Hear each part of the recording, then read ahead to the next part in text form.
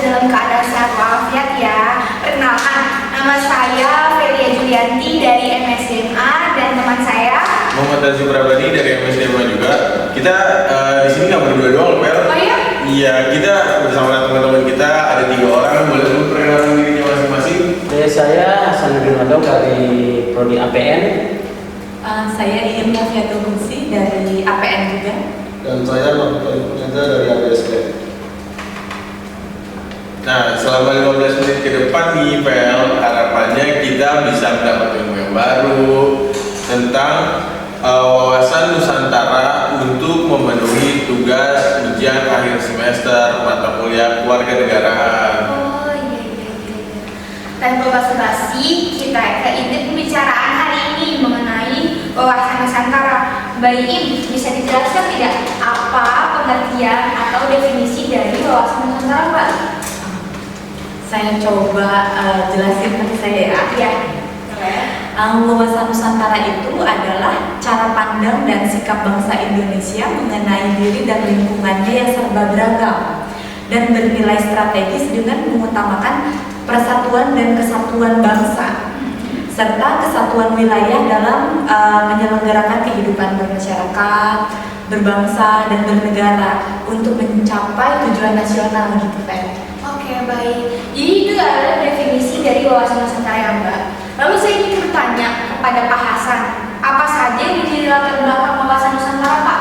Oke, berbicara wawasan Nusantara, Mbak, maka ada beberapa aspek penting yang menjadi latar belakangnya, yaitu pertama aspek falsafah Pancasila, aspek kewilayahan Nusantara, ketiga aspek sosial budaya, dan yang keempat aspek kesejarahan. Banyak ya Pak aspeknya ternyata. Yang saya juga tahu tentang falsafah Pancasila, itu sempat pernah baca kalau tentang falsafah Pancasila itu mengandung nilai-nilai keimanan dan ketakwaan, keadilan dan keberagaman, persatuan dan kesatuan, musyawarah untuk mencapai mufakat, serta kesejahteraan guna menciptakan suasana damai dan tentram menuju kebahagiaan dan kelangsungan hidup bangsa dan negara Indonesia dari generasi ke generasi. Kemudian untuk aspek yang kewilayahan Nusantara adalah kondisi objektif geografi Indonesia terletak pada posisi silang yang sangat strategis dan memiliki karakteristik yang berbeda dengan negara lain. Oh, jadi falsafah Pancasila itu tentang nilai-nilai keimanan dan ketakwaan, dan aspek kewilayahan itu tentang geografi Indonesia ya, Pak? Iya, begitu Mbak Ferry. Oh iya. Nah, kalau misalkan dari aspek sosial budaya dan kesejarahan itu gimana ya Mas Najib? Bisa dijelaskan? Ini penjelasannya agak panjang nih, Mbak Felia.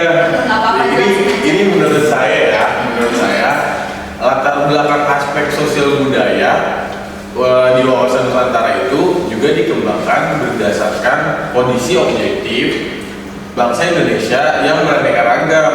Ragamnya apa aja tuh? Kita punya ada ragam budaya, adat istiadat, agama, bahasa, serta sistem masyarakat dan organisasi kemasyarakatan. Kemudian latar belakang aspek kesejarahan bangsa Indonesia lahir atas perjalanan sejarah yang panjang banget nih, Fel. Sedangkan semangat kebangsaan untuk menjadi bangsa merdeka ditandai lahirnya organisasi Budi Utomo. Proklamasi 17 Agustus 1945 juga merupakan buah dari perjuangan yang dilandasi semangat tersebut. Oleh karena itu, semangat bangsa yang telah dibangun susah payah oleh generasi terdahulu seharusnya dapat tetap dipelihara dan dipertahankan oleh generasi sampai saat ini. Wawasan Nusantara dikembangkan berdasarkan aspek kesejarahan atas dasar pengalaman sejarah yang tidak menerima terulangnya perpecahan dalam lingkungan bangsa dan negara Indonesia. Oh iya.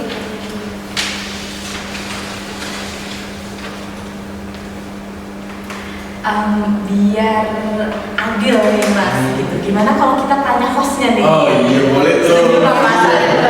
Kita kan tanya nih hostnya nih.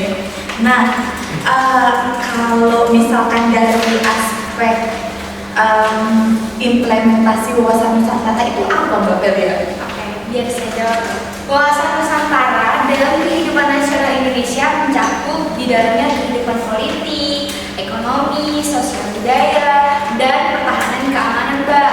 Pada tahap implementasinya, wawasan Nusantara bisa digunakan sarana peneguh maupun pancaran dari falsafah Pancasila sebagai landasan pembangunan benteng perwujudan kepulauan Nusantara sebagai satu kesatuan sosial budaya maupun perwujudan kepulauan Nusantara sebagai satu kesatuan pertahanan keamanan, Mbak. Gitu ya. Iya, Mbak. Tapi masih belum ngerti nih, masih belum paham nih saya ya. Apa aja sih peranan wawasan Nusantara itu? Mungkin Pak Hasan bisa dijelasin gitu kepada kita, Pak. Baik, Mbak Im, saya coba menambahkan dari Mbak Feli tadi. Jadi peranan wawasan Nusantara itu memiliki 2 poin. Di antaranya yang pertama itu sebagai pancaran falsafah Pancasila. Wawasan Nusantara itu sebagai sebuah cara pandang diri dan lingkungan yang menjunjung persatuan dan kesatuan untuk mencapai tujuan bangsa. Tentu sangat dijiwai manifestasi pancaran dari Pancasila. Karena itu kita tahu Pancasila adalah kristalisasi cara pandang dan falsafah hidup bangsa Indonesia. Untuk mencapai tujuannya, tentunya wawasan Nusantara dengan sendirinya berpangkal dan berdasar dari sila-sila dalam Pancasila. Atau dapat dikatakan bahwa wawasan Nusantara itu merupakan aktualisasi dari falsafah Pancasila. Kemudian yang kedua, sebagai landasan pembangunan, karena merupakan aktualisasi dari falsafah Pancasila, maka wawasan Nusantara itu juga merupakan konsep dasar bagi kebijakan dan strategi pembangunan nasional. Dalam konteks pembangunan nasional dapat digunakan sebagai pemersatu wilayah kepulauan Nusantara dalam pengertian sebagai kesatuan politik, kesatuan ekonomi, dan kesatuan sosial budaya serta kesatuan keamanan. Seperti itu, Mbak. Oh, cukup panjang ya ternyata penjelasannya. Nah, saya mau tanya nih pada Pak Novi, penjabaran apa sih kesatuan politik dalam wawasan Nusantara itu seperti apa, Pak? Jadi gini, Mbak Feli, maksud dari kesatuan politik dalam wawasan Nusantara itu ada 4. Yang pertama, kepulauan wilayah dengan segala isinya merupakan modal milik bersama bangsa Indonesia. Keanekaragaman suku, budaya, dan bahasa daerah serta agama lainnya tetap dalam kerangka kesatuan nasional. Yang kedua, Pancasila sebagai dasar falsafah bangsa serta pemersatu bangsa yang merupakan panduan yang akan membimbing bangsa Indonesia dalam mencapai tujuan dan cita-cita bersama. Yang ketiga, kehidupan politik di seluruh wilayah Nusantara diatur berdasar sistem hukum nasional. Semua kepulauan Nusantara merupakan satu kesatuan sistem hukum nasional. Sedangkan yang keempat, bangsa Indonesia bersama-sama bangsa lain ikut menciptakan ketertiban dunia dan perdamaian abadi melalui politik luar negeri yang bebas aktif.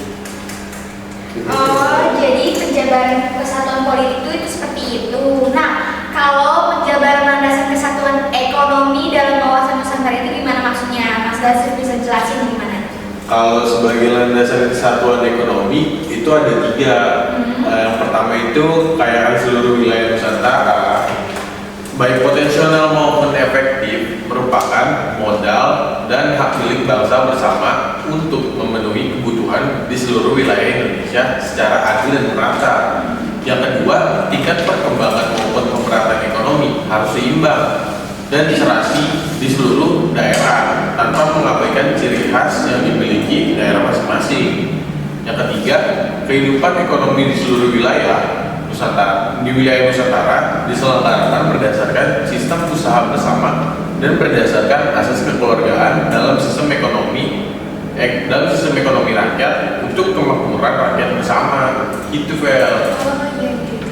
Luar biasa ya Pancasila itu. Peranan wawasan Nusantara dari sisi kesatuan sosial budaya juga ada loh, Fel. Oh iya, apa aja itu, Mbak? Sepengetahuan ini yang sudah dibaca-baca, Iya. budaya Indonesia kan terbentuk dari akulturasi keragaman budaya-budaya daerah tuh, Fel. Iya. Banyak banget itu keberadaan dan keberagaman budaya daerah. Itu justru justru tidak menghambat kebudayaan nasional, Gitu. melainkan memperkaya dan mempertinggi kebudayaan nasional. Bangsa Indonesia juga bangsa yang terbuka dengan kebudayaan bangsa lain sejak dari dulu itu kayak gitu. Kemampuan menyerap, menyaring, menerima kebudayaan lain telah membuktikan bahwa bangsa Indonesia itu tangguh menghadapi tantangan-tantangan kebudayaan yang mengurus bangsa. Gitu, Fer. Oh gitu. Saya juga pernah baca Mbak. Kesatuan keamanannya juga ada loh Mbak. Yang pertama, wilayah Indonesia adalah wilayah dengan bentang luas laut yang di atasnya ada pulau-pulau. Adalah satu kesatuan yang tak dapat dipisah-pisahkan. Juga dalam hal keamanannya. Terus yang kedua, ancaman terhadap salah satu wilayah Indonesia adalah merupakan ancaman bagi bangsa Indonesia seluruhnya. Yang ketiga, tiap-tiap warga negara Indonesia memiliki hak dan kewajiban yang sama dalam hal mempertahankan keamanan seluruh wilayah negara dalam rangka bela negara, Mbak. Oh gitu ya. Nah kita udah ngobrol nih. Iya. Terus kira-kira dari obrolan kita ini kesimpulannya apa ya? Barangkali teman-teman Pak Hasan. Saya bisa nambahin ya, yang menjadi inti dari obrolan kita pada hari ini bisa kita simpulkan bahwa wawasan Nusantara itu sendiri merupakan cara pandang terhadap bangsa dengan tujuan menjaga persatuan dan kesatuan yang diwujudkan dengan mengutamakan kepentingan nasional dibanding kepentingan pribadi, kelompok ataupun golongan tertentu, Pak. Seperti itu. Nah kita dari tadi ngobrol nih Fel, kita kayaknya dapat banyak banget ilmu baru nih Fel. Mulai dari kayak definisi wawasan Nusantara, terus contoh-contohnya, implementasinya, sama landasan-landasannya tuh banyak banget Fel. Semoga obrolan kita dari tadi nih bisa bermanfaat dan kita implementasikan juga di kehidupan sehari-hari nih. Akhirnya kita di penghujung menit ya. Wah. Terus sekian dari kelompok kami. Saya Feria Julianti. Saya Muhammad Azim Rabani.